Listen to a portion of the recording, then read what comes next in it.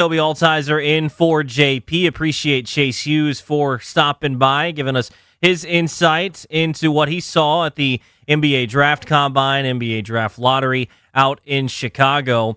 So I want to play some audio for you here in just a moment.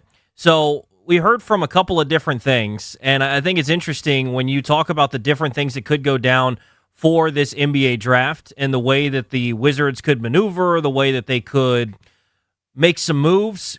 So I want to play something from Brian Windhorst here in just a moment that I think is interesting in terms of we just assume they're going to either pick one or two. This is from Brian Windhorst of ESPN saying that maybe, just maybe, there's a chance they could move even further down if the right offer comes along. The sentiment that I have heard is that Washington is sending out the message that they're willing to deal, but that if they do a deal, people think it will most likely not be with Utah. But of course, there's a long time between now and then. So that's interesting because if they move down, and this is kind of how I feel about this draft, BMitch. I think that when you look at ceilings of players in this draft, I don't know that the difference between AJ DeBonsa, Darren Peterson is that much larger than Caleb Wilson. And I don't know that it's significantly larger than guys like Darius Acuff and guys like that. And so if you start getting past that top two, the reason that those guys separate themselves, in my opinion, is they're the most likely to make an instant impact. Yeah. But I do think you do have to consider, like, if I feel like I can get a ridiculous haul for the fourth pick. Is that part of what just happened? We know Brian Windhorst normally puts stuff out there. What if this is what they want? Oh, they're not just trying to talk to the second guy. They're willing to go farther than that. What you offering?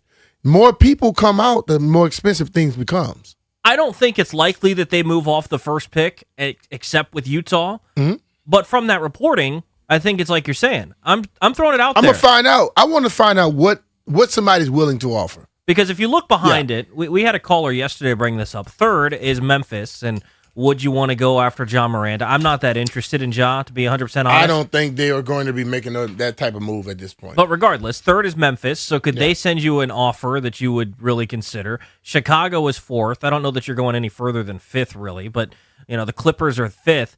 I don't think that it's likely, but that is an interesting nugget that you're getting from Windhorst. Maybe it's a way that the Wizards front office is throwing out there like, hey, send some offers. Doesn't mean we're going to take them, but just send some stuff our way, and we'll see if we can come up with something good here. Yeah, we need to, but the thing of it, as Chase was stating, they are going to listen to and try to figure out everything out there. How do you do it? You get more people off of your stuff. Yeah. And what if so-and-so wants us to do this? You're at number 2. Well, and by the way, do you want to offer a little more? Correct. By the way, saying, hey, we're not really doing deals with Utah, I don't believe that. I don't believe that at all. I think it's just something saying, hey, we're trying to get some offers. By the way, Utah, we know we're working with you. Other people get involved. Yeah. Because Utah may say, this is what we're offering. Oh, you talking to other people? We're going to offer this too. The whole deal is, if something were to happen, it has to be the best deal possible. So Darren Peterson was on SportsCenter, and I think you'll like this. Just a little peek into his mentality. I thought what he had to say, it's not like he said anything crazy, but I liked what Peterson had to say. He was asked about why he should be the pick and those sorts of things. Here was Darren Peterson on the SportsCenter yesterday. Like you said, I feel like I'm the best. So any team I feel like I'm placed on, I can go in and make an instant impact on both sides of the ball. And I'm willing to do whatever to make my team better and help my team win. You and AJ DeBonsa, you got history. I mean, you're former Team USA teammates, high school rivals. In fact, y'all combined for 110 points in a game at one point. Damn. How would you describe your ongoing relationship since then? Just two hoopers competing and chasing a dream, I think. But obviously when we step on the court, we trying to go at each other. So that's what we always do. And I've been blessed to come out on top every time. I love that. Hey, right there at the end. In other words, he said, taller than me, might be a little, he didn't cramp up, but every time he see me, I beat him. I love that. That little mentality right that there. That little bragging rights, dog. I like that. You know what AJ's thinking right now? Sure hope I go before him. Yeah. Well, so I saw Jonathan Givony was talking about this of ESPN, and basically saying that every time that those two have been on the floor competing against each other, Darren Peterson has been the more impressive player. Okay. And I don't know that I can argue. Now, I've only seen them play really once. I'm not diving into the high school circuit and all that stuff. But he's talking back to high school. I can tell you this. When you watched BYU Kansas this year, the more impressive guy was Darren Peterson. Now, unfortunately, Darren Peterson checked out in the second half and didn't play most of it. So that was kind of the Darren Peterson fit right into the dialogue there of Darren Peterson. But in that first half, he dominated. But there is someone out there saying, if we can correct that cramping thing, he might be the better player. There's somebody thinking that. And then there's another person, well, this guy doesn't cramp up. Like, yeah, but he's cooking him. You know what I'm saying? It's just, it's two sides to it. And that head-to-head thing, it means something to some people. Well, I love the mentality. You got just a little bit of a peek behind the curtain there. Just that subtle comment, because that's a killer right there. That's a guy that I want to be a leader of a team. Every time I went to play against him, I came out on top. Like, that's the kind of guy I want in a big moment. That's the stuff that Kobe would say. That's the stuff that MJ would say, right? So I love hearing that from a guy. That's a competitor. That's a dude that you want to come in to be the star of your basketball team because in the big moments, give me the basketball. Yeah. Give me the damn ball, sir. Get out of the way. Let me work. There we go.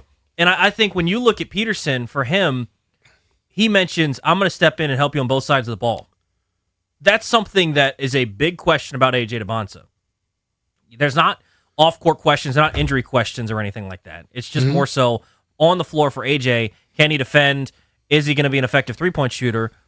For the most part, for me with Darren Peterson, the main concern is really just the cramping stuff. See, and that's it. And that's what I said. Like, if that cramping thing was not a thing, it is. But if it wasn't, would we be saying DeBonza's the better player? I think we'd be having this discussion, but it'd be flipped. I think the leader in the clubhouse would be Darren Peterson. Because I think for probably 60% of this college basketball season, he was the leader.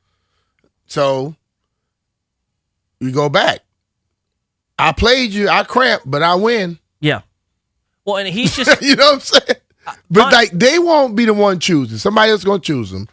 But that little athletic arrogance works for a lot of people. The main reason that I want DeBonsa over Peterson, even though I'd be totally fine with either one of them, is I value size. And I think for DeBonsa... So you tell us that size matters. Size matters, BMitch.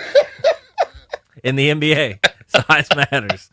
A.J. DeBonsa, I think if you can get him to buy in on the defensive end, which is a question, and if you can get him to play at a solid level, that's a guy that can guard potentially 1 through 4, versus Darren Peterson's a 2 guard, probably. Maybe he can guard 1 through 3. But on the offensive end, too, DeBonsa is going to be probably better at the rim. I don't know if his three-point shot's ever going to be as good as Darren Peterson. I also think, too, in terms of what the Wizards need right now, they need like a scorer, but in terms of position need, I think he fits kind of right into where they would need someone in that starting lineup. So that's another reason why I would do it.